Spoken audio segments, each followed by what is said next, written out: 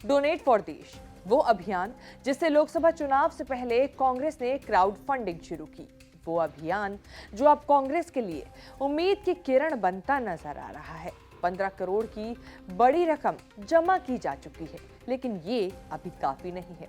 जाहिर है आपके मन में सवाल होगा कि आखिर कांग्रेस को ऐसी क्या जरूरत आन पड़ी कि अब उसे चंदा मांगना पड़ रहा है, जबकि कांग्रेस तो देश की सबसे पुरानी पार्टी है जिसके पास कई बड़े और अमीर नेता हैं। अब क्या है ये पूरा मामला और बताएंगे कि किस राज्य से कांग्रेस को सबसे ज्यादा चंदा मिला है। साथ ही बताएंगे कि क्या है चंदा देने का पूरा प्रोसेस राजनीतिक पार्टियों को। सब कुछ बताएंगे इसी रिपोर्ट में। नमस्कार, मैं हूं कीर्ति और आप देख रहे हैं न्यूज तक। कांग्रेस पार्टी ने अब तक पिछले एक महीने में 15 करोड़ का चंदा जमा कर लिया है और इसकी जानकारी कांग्रेस के कोषाध्यक्ष अजय माकन ने सोशल मीडिया पर एक पोस्ट के जरिए दी। अजय माकन ने सोशल मीडिया प्लेटफॉर्म एक्स पर पोस्ट करते हुए लिखा, आज का दिन महत्वपूर्ण है क्योंकि हमारे अभियान का 31वां दिन है। हमने 3 लाख से अधिक वैध लेन देन के माध्यम से सफलतापूर्वक 15 करोड़ रुपए जुटाए हैं। कांग्रेस की वेबसाइट donateinc.net के मुताबिक 19 जनवरी की सुबह 5:04 तक कांग्रेस को 15 करोड़ 42,70,596 रुपए मिल चुके हैं। कांग्रेस को मिले अब तक कुल चंदे में से 12.4% हिस्सा यूपी और 1.2% हिस्सा उत्तराखंड से मिला है।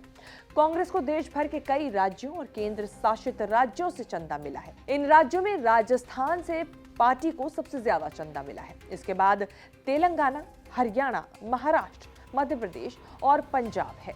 बात यूपी की करें तो यहां से कांग्रेस को 19 जनवरी की सुबह तक 75,88,676 रुपए मिल चुके हैं।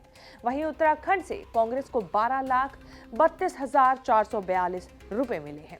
कांग्रेस को जिन राज्यों और केंद्र शासित प्रदेशों से अब तक चंदा मिला है उसमें यूपी 7वें और उत्तराखंड 20वें नंबर पर है। बता दें कि पार्टी ने 16 दिसंबर को डोनेट फॉर देश नाम से एक क्राउड फंडिंग कैंपेन शुरू किया था। पार्टी के नेताओं के मुताबिक इस कैंपेन का मकसद एक समृद्ध भारत बनाने के लिए कांग्रेस को आर्थिक रूप से मजबूती देना और लोकसभा चुनाव के लिए पार्टी के लिए संसाधन जुटाना है, ताकि लोकसभा चुनाव में बीजेपी को टक्कर देने की पूरी तैयारी की जा सके।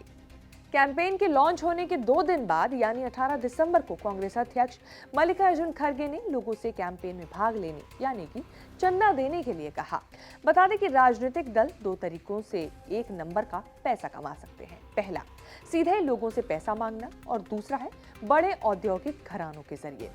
आम जनता अपनी मनपसंद पार्टी के कार्यालय में कैश देकर पार्टी के खाते में पैसा डालकर या फिर पार्टी के इलेक्टोरल बॉन्ड खरीदकर पैसे दे सकती है वो अपनी राजनीतिक या मनपसंद पार्टी को। वहीं कॉरपोरेट घराने इलेक्टोरल ट्रस्ट के जरिए या फिर इलेक्टोरल बॉन्ड के जरिए भी पैसा देते हैं।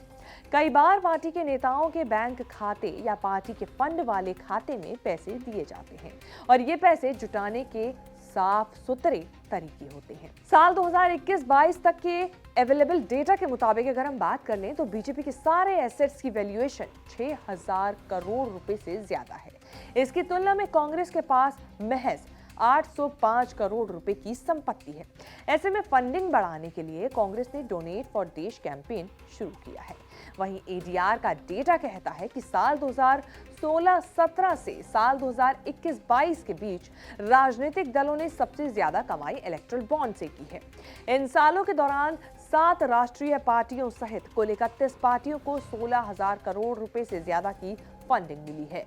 इनमें से 9,000 करोड़ रुपए से ज्यादा इलेक्टोरल बॉन्ड से मिला पैसा है। यहाँ सबसे ज्यादा कमाई करने वाली पार्टी बीजेपी बनकर उभरी। उसे इलेक्टोरल बॉन्ड के जरिए 5,271 करोड़ रुपए मिले, जबकि इस तरह कांग्रेस को सिर्फ 952 करोड़ रुपए की फंडिंग हुई। अब लोगों के मन के जवाब भी दे देते हैं कि क्या कांग्रेस एक गरीब पार्टी बन गई है? तो इसके जवाब को कुछ इस तरह समझा जा सकता है। कांग्रेस के पास वोट तो कम है ही, साथ ही नोट भी कम है। वजह क्या है वो भी बता देते हैं।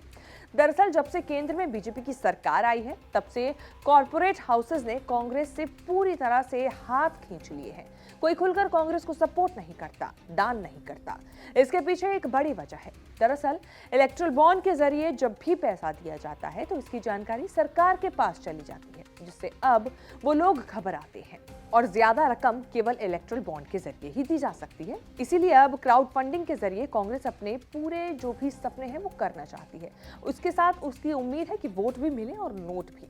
चुनाव आयोग ने इस बार ये प्रावधान किया है कि 20,000 रुपए देने तक का चंदा देने की जो भी जानकारी है वो उजागर नहीं की जाएगी। पहले ये सीमा 2,000 रुपए की थी, जिसे कैंपेन शुरू करने के पीछे एक वजह ये भी है कि अब पहचान गुप्त रखते हुए ज्यादा फंड किया जा सकता है। यानी 2,000 से 20,000 रुपए का चंदा आप आसानी से दे सकते हैं, वो भी बिना अपनी पहचान बताए। आपको हमारी ये रिपोर्ट कैसे लगी आप हमें कमेंट करके जरूर बताएं। बाकी अगले वीडियोस आप किन टॉपिक्स पर देखना चाहते हैं वो भी आप हमें अपने कमेंट बताएं, अपने फीडबैक्स हमें लगातार दें, ताकि हम अपने आप को और आपको खबर जो हम दिखाते हैं उसे और बेहतर कर सके। आपको ये रिपोर्ट कैसी लगी लगातार बताएं। देश विदेश से जुड़ी बाकी तमाम बड़ी खबरों के साथ अपडेट रहने के लिए आप देखते रहें न्यूज़ तक।